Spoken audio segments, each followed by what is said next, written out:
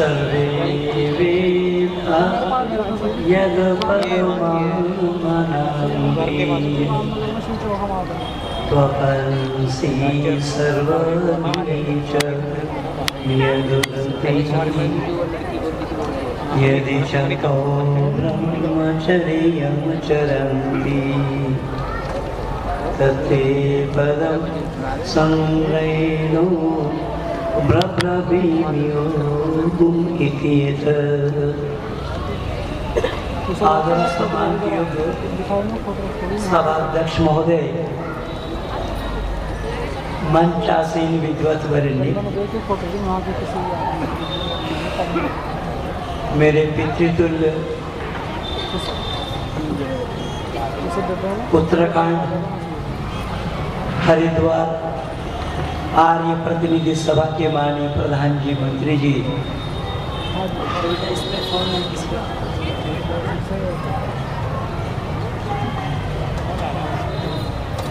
प्रतिनिधि सभा के सभी कार्यकर्ताओं और अधिकारियों, वो बच्चे जो है शायद दूर दराज से आए हुए विभिन्न आर्य समाज के संगठन के सभी कार्यकर्ता और अधिकारीगण, इस कार्यक्रम के सभी कार्यकर्ता और उद्योक्तागण, सभा में उपस्थित धर्मप्रेमी सज्जन, मेरे एवं मान्य मातृशक्ति, आवाज सुनकर के आप लोग जरूर समझ रहे होंगे कि इस गधे के ऊपर कितना अत्याचार किया जा रहा है। 26 तारीख से निरंतर मैं 6-6 घंटा 3 सिटिंग में बहराइच के अंदर में बोलता रहा। परसों रात भर चले, कल दिन भर चले, शाम को 5 बजे मैं घर पहुंचा। तो इस प्रकार निरंतर कार्यक्रम में होने के कारण गले को आराम नहीं, गले के लिए उपचार भी नहीं कर पा रहे हैं, इसलिए गला मेरा बिल्कुल गली के कगार पर है। पर हाँ, प्रयास करूंगा कि 40 मिनट के समय तक थोड़ा सा गरमाने के बाद मैं नॉर्मल पोजीशन में आ जाऊंगा। बड़े ही सुंदर और समझदारी के साथ हमारे अधिकारियों ने इस सम्मेलन का नाम अंधविश्वास उन्मूलन सम्मेलन रखा गया है। और मुझे तो ऐसा लगा कि हमारे अधिकारियों ने कहीं मुझे देखकर ही ये सम्मेलन का नामकरण किया हो, क्योंकि प्रायः आप सभी लोग जानते हैं कि अंधविश्वासी हिंदू को कहा जाता है। जैसा अभी हमारे ये बेटी बतला रही थी, लेकिन उससे भी अंधविश्वास कहाँ है बड़ा, वो मैं आप लोगों के सामने में प्रस्तुत करूंगा। और ठीक 40 नहीं अपितु 39 मिनट में ही मैं अपने वाणी को विराम दूंगा, ताकि कार्यक्रम में व्यवधान न पड़े। वैसे ही बोलने के लिए मेरा 7 घंटा 10 मिनट का कंटिन्यू बोलने का अभ्यास है, और आप सभी लोग चाहते हैं ज़्यादा से ज़्यादा सुनना, तो ज़्यादा से ज़्यादा सुनने के लिए नियम भंग नहीं करना चाहिए। नियम के अंतर्गत रहकर हमें अपनी शालीनता का परिचय देना बुद्धिमानी है। इसीलिए मैं अधिकारियों को परेशान करूँगा नहीं, और परेशान करने की वृत्ति भी मुझ में नहीं है। मैं आप लोगों की घटना सुना दूँ।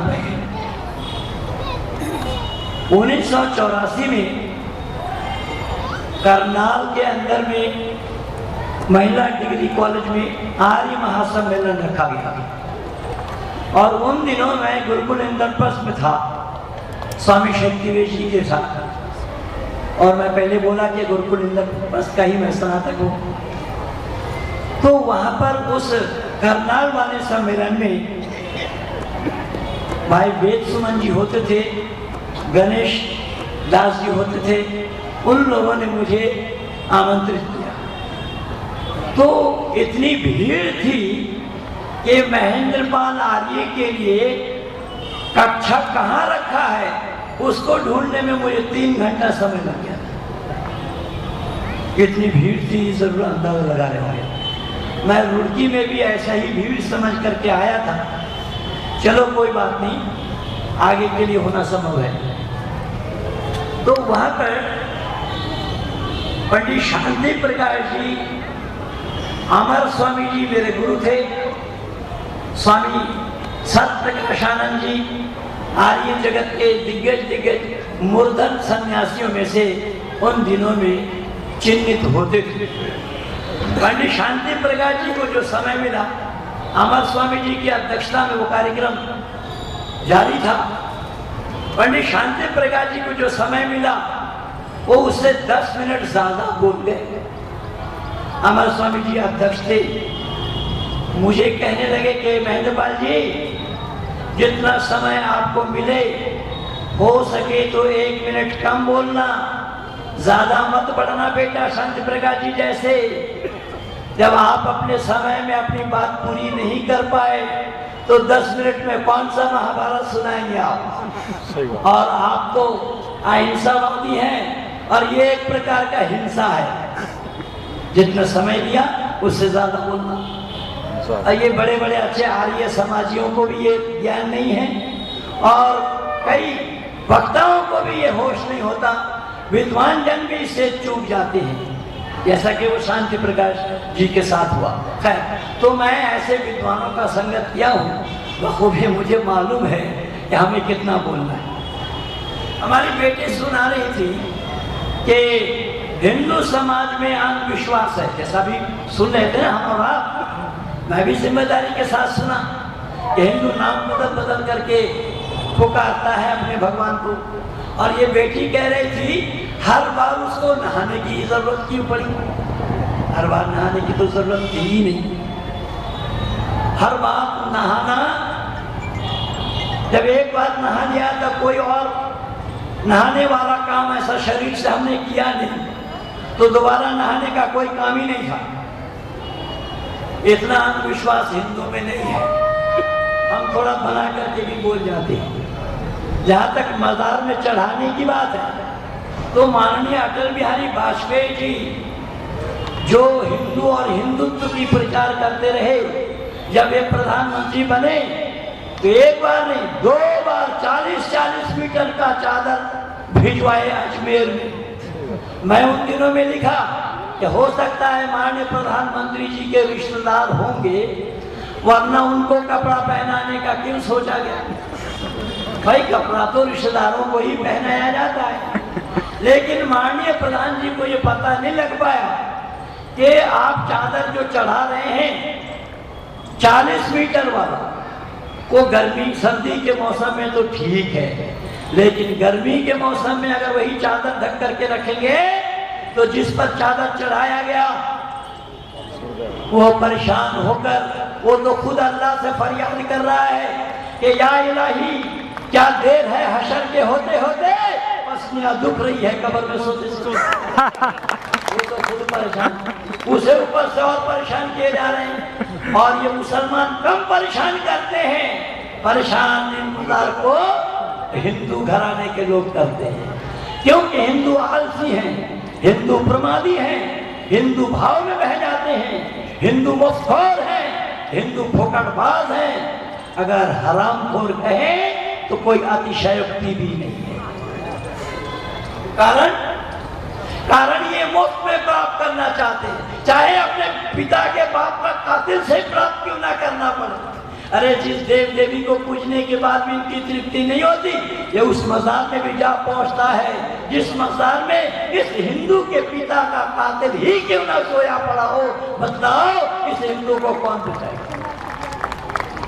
केवल इतना ही, मांसाहारी मुसलमान तो है ही, हिंदू भी मांसाहारी है, याद रखिएगा। हिंदू भी मांसाहारी है, मुसलमान तो मांसाहारी है ही, किंतु याद रखना मुसलमानों की मांस की दुकान अगर न मिले तो मुसलमान मांस खाना छोड़ सकते कहता है हिंदू की दुकान से मांस नहीं खरीदेगा। और ये हिंदू इतना बड़ा स्वार्थी है, नालायक है, ये हिंदू के दुकान से भी खरीदेगा और मुसलमान के दुकान से भी खरीदेगा। बताओ है कोई बचाने वाला हिंदू? इसलिए बंधु मैं निवेदन कर रहा हूं, भले ही हिंदू अंधविश्वासी हो, लेकिन इस्लाम से बड़ा अंधविश्वासी हिंदू नहीं है। मैं कहूंगा नहीं, मैं प्रमाण दे रहा हूं। और मैं अपनी इस पुस्तक में वही सब लिखा। पुस्तक लिखने का कारण बन गया आपके यहीं के रहने वाले था।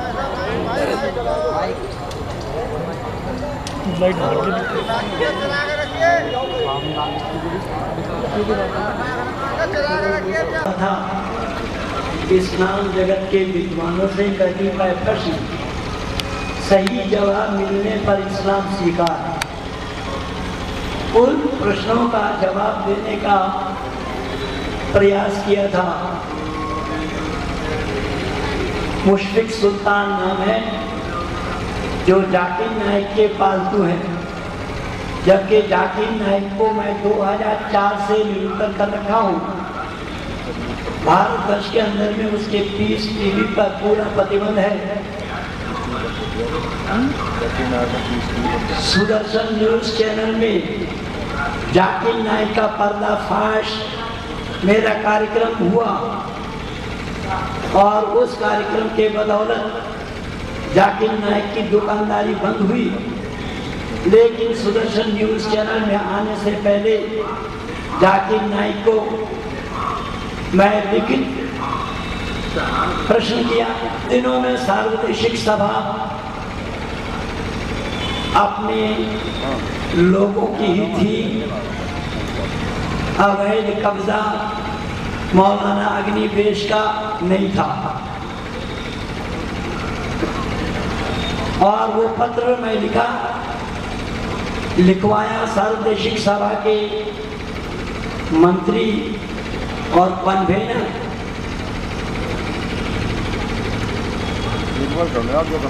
सामने फेस नहीं आ रहा है, चलो भाई फेस लो।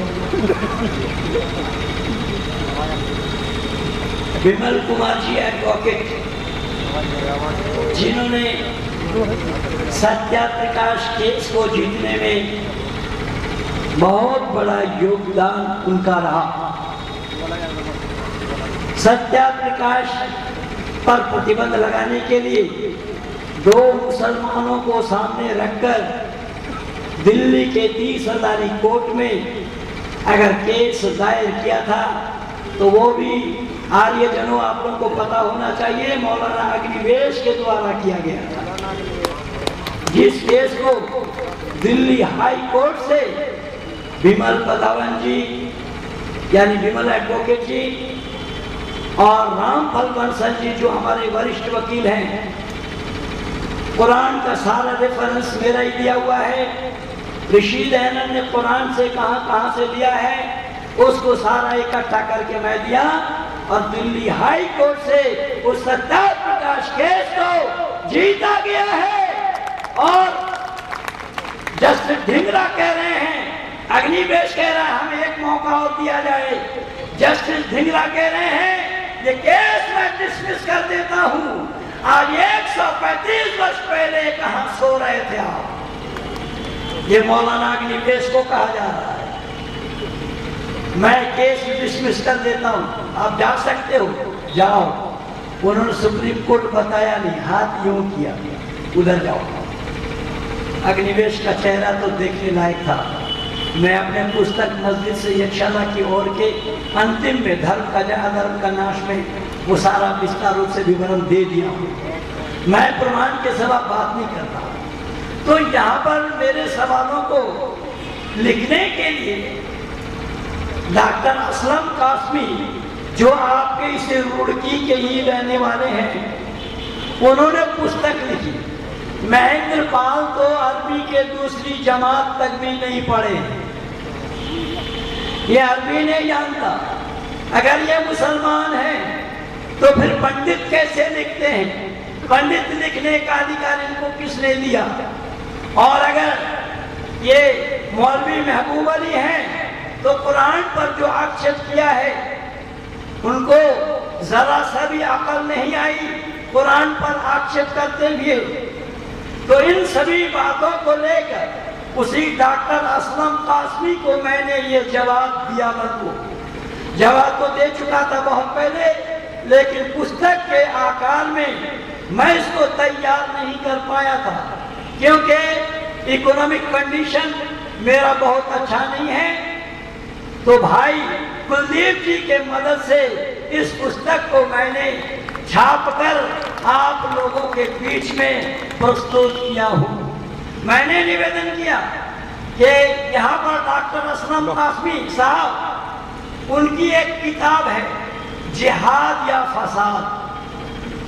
तो जिहाद और फसाद नामी पुस्तक में डॉक्टर असलम कासमी लिखते हैं, सभी बड़े बड़े धर्मों ने इस्लाम को माना। मैं यहीं पर ही सवाल जड़ दिया कि डॉक्टर असलम कासमी, सभी बड़े बड़े धर्मों ने इस्लाम को माना, छोटा धर्म कौन है और बिचौलिया कौन है वो बता। भाई धर्म अगर बड़ा होगा तो छोटा भी होना पड़ेगा ना। अरे बोलो तो सही। मैं दिल्ली से आया हूँ आप लोगों की आवाज सुनने के लिए। अपना तो मैं सुना ही रहा हूँ, लेकिन आप लोग भी मुझे संकेत दीजिए ना, तभी ना मैं बोल पाऊंगा। और मुझे ये भी लगे कि हाँ मैं लोकालय में बोल रहा था, जन समूह में बोल रहा था। अगर आप आवाज नहीं करेंगे तो ये जो कैसे भरा जा रहा है तो कहेंगे कहीं शमशान में ये बेचारा बोल रहा होगा। इसलिए परिचय दीजिए बुद्धिमानी का। मैंने निवेदन किया कि डॉक्टर असलम कासमी साहब, आपको ये पता होना चाहिए कि धर्म मनुष्य मात्र के लिए एक होता है, ना तो धर्म बड़ा है ना धर्म छोटा है। तुम इस्लाम वाले नहीं जानते हो कि धर्म होता क्या है। मैंने कहा अगर आपने ये अपने पुस्तक में लिखी कि बड़े बड़े धर्म, कुरान से पूछो, अल्लाह से पूछो, अल्लाह ने औरों को धर्म माना या नहीं। मैंने इस पुस्तक में अल्लाह से पूछा। भला अल्लाह से पूछने का मतलब ये मत समझिएगा कि मैं सात आसमान पर जाकर के अल्लाह से पूछा, नहीं। आसमान शब्द का अर्थ इस्लाम वाले नहीं जानते, और आसमान शब्द का तो होता खाली जगह, स्पेस। ऋषि दयानंद ने आत्मा समुल्लास की उत्पत्ति विषय में लिखा है, आकाशाद वायु, वायु अग्नि, अग्नि नापयन सृष्टि का क्रम क्या है ऋषि ने दर्शाया है। इस्लाम वाले तो जानते भी नहीं है कि सृष्टि का क्रम होता क्या है। तो अल्लाह से पूछने का मतलब अल्लाह के अनुयायियों से पूछा। क्या पूछा? इसी पुस्तक में पा जाएंगे सब। कुरान में अल्लाह ताला ने सूरह अल इमरान के आयत नंबर 19 और आयत नंबर 85 में जिक्र फरमाया, इन्नद्दीन इंदल्लाहिल इस्लाम। क्या कहा अल्लाह ने कि इन्नद्दीन इंदल्लाहिल इस्लाम, एक ही दीन है जिसका नाम इस्लाम है। मैंने लिखा असलम कासमी, तुम्हें कुरान का भी पता नहीं है, तुम कुरान को भी नहीं जानते हो। अल्लाह ने इस्लाम को छोड़कर किसी को जब दीन नहीं माना तो तुमने धर्म को बड़ा छोटा कैसे किया?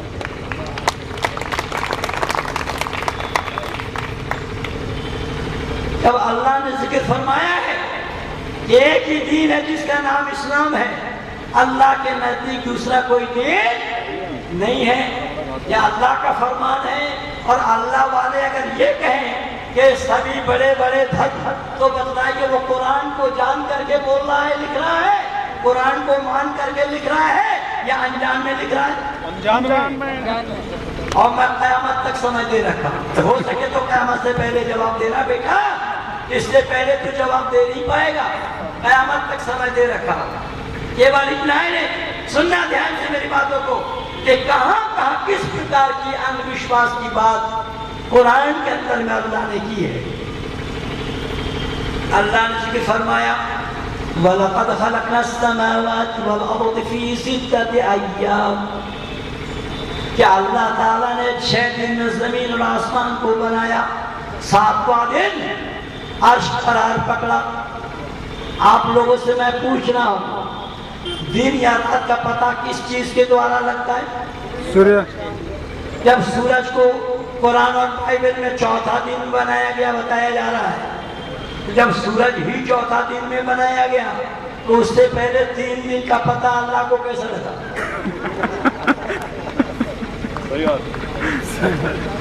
आगे बढ़िए। अल्लाह ने 7 दिन में जमीन और आसमान को बनाकर 7वां दिन अर्श पर जा बैठा। मैंने पूछा अर्श पहले है या अल्लाह पहले? क्या बोला मैंने?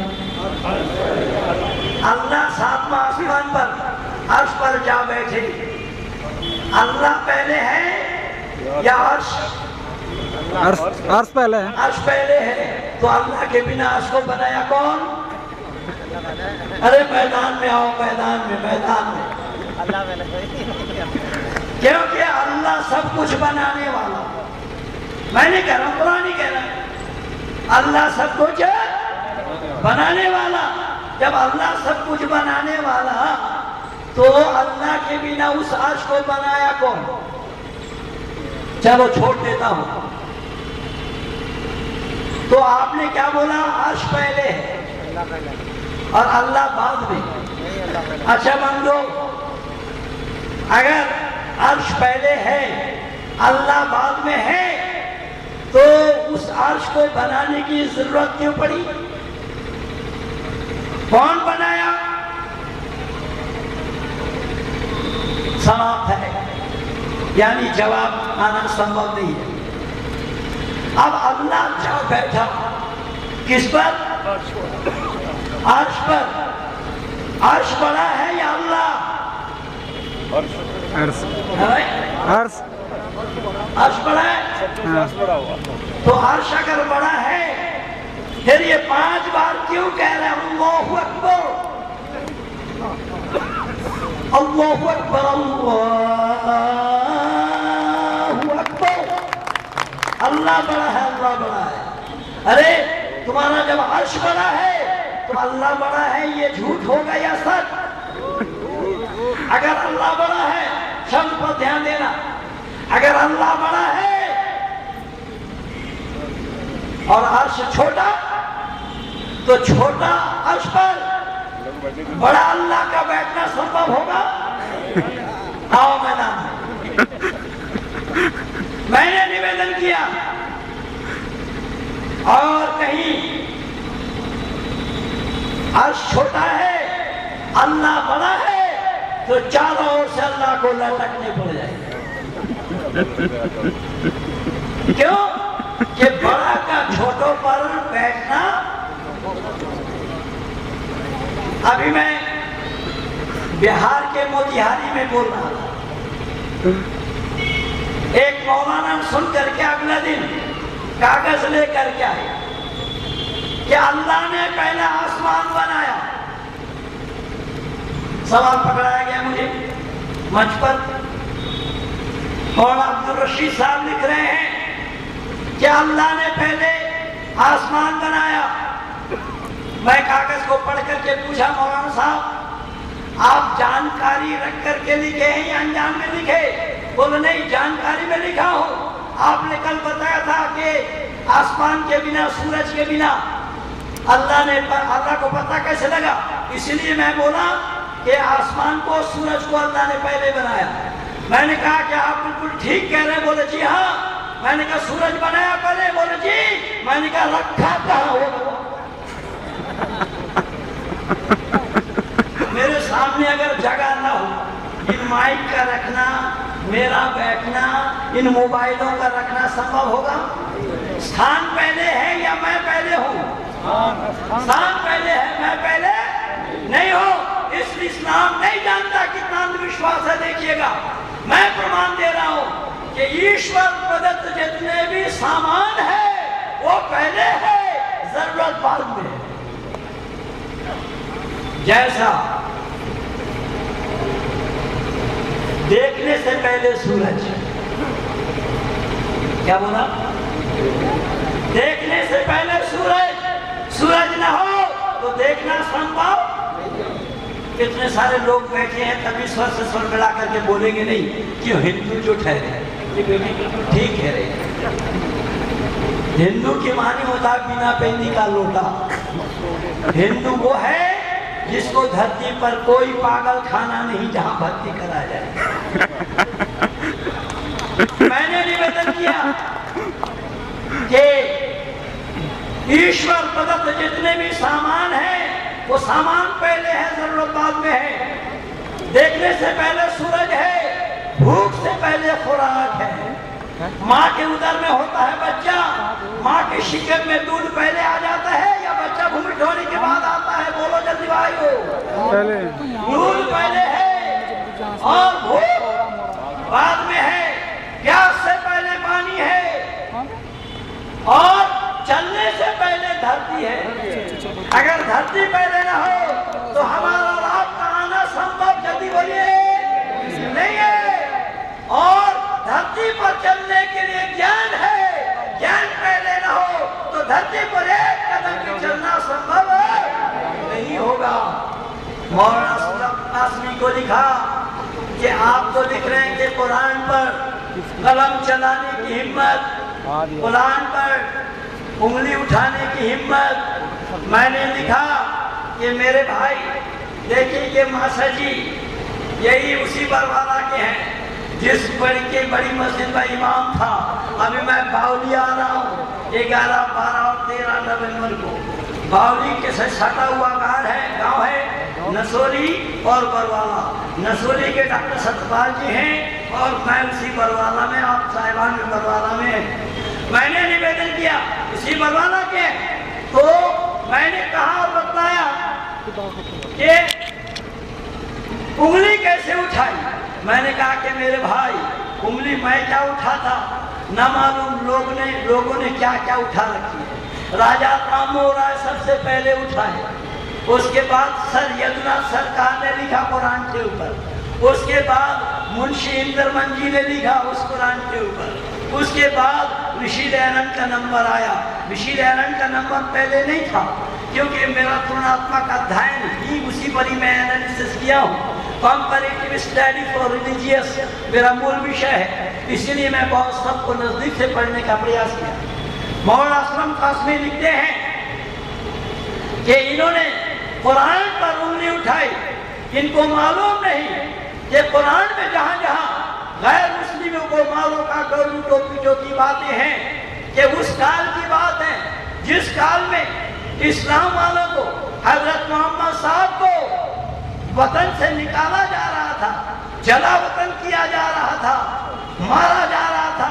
मक्का से जब वो मदीना गए तब ये आयतें नाज़िल हुई कि अगर कोई मारता है तो तुम उसे मारो। बंधुओं, मैं आप लोगों को विश्वास दिलाता हूं, देखिएगा ये झूठ का पुलिंदा कैसा है, अंधविश्वास कैसा है। मौलाना यहाँ लिखते हैं कि वो काल था ऐसा कि जिस काल में मोहम्मद साहब को या मुसलमान जो उनके साथ हो चुके थे उन सब लोगों पर हिंदुओं ने अत्याचार किया, इसलिए अल्लाह ने यह आयत उतारी, काफिरों को मारो। अच्छा बंदो, जरा ये विचार करके देखना कि अल्लाह ज्ञानी है या अज्ञानी? पूछ रहा हूं मैं आपको। मैं कहूंगा नहीं, मैं इसके प्रमाण दे दिया हूं, अल्लाह ज्ञानी नहीं है। ज्ञान अल्लाह को नहीं है। ज्ञान क्या होता है अल्लाह जानते भी नहीं है। सुनना शब्द मौलाना लिखते हैं कि उन दिनों में अल्लाह ने यह आयत उतारी कि तुम्हें जो मार रहा है उन्हें मारो, उनसे तुम लड़ो। वक़ातिलूहुम हत्ता ला तकूना फितनतुन व यकूना अद-दीनु लिल्लाह, जब तक अल्लाह का दीन तमाम दुनिया में फैल न जावे, काफिरों को जहां पाओ वहीं कत्ल करो। वलियुमहसिल्लाहु अल्लज़ीना आमनू व हक़्क़ल काफिरीन, काफिर के दिल में हम रग़ब डाल देते, पर्दा डाल देते, जहां पाओ वहीं यातना दे दे करके मारो।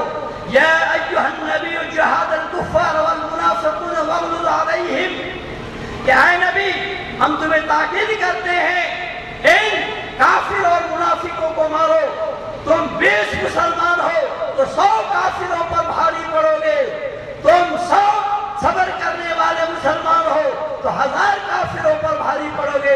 जो लोग इंटरनेट में जुड़े हुए हैं वो सब देखेंगे कि ये बगदादी भी वही काम कर रहा है, बगदादी भी उसी तरीके से इस्लाम वालों को दावत दे रहा है।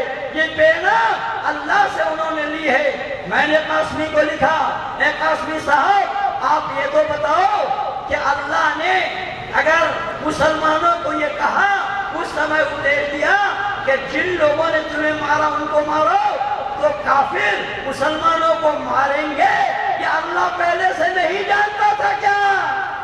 अगर पहले से जानते होते तो पहले ये आयत बता दिया जाता।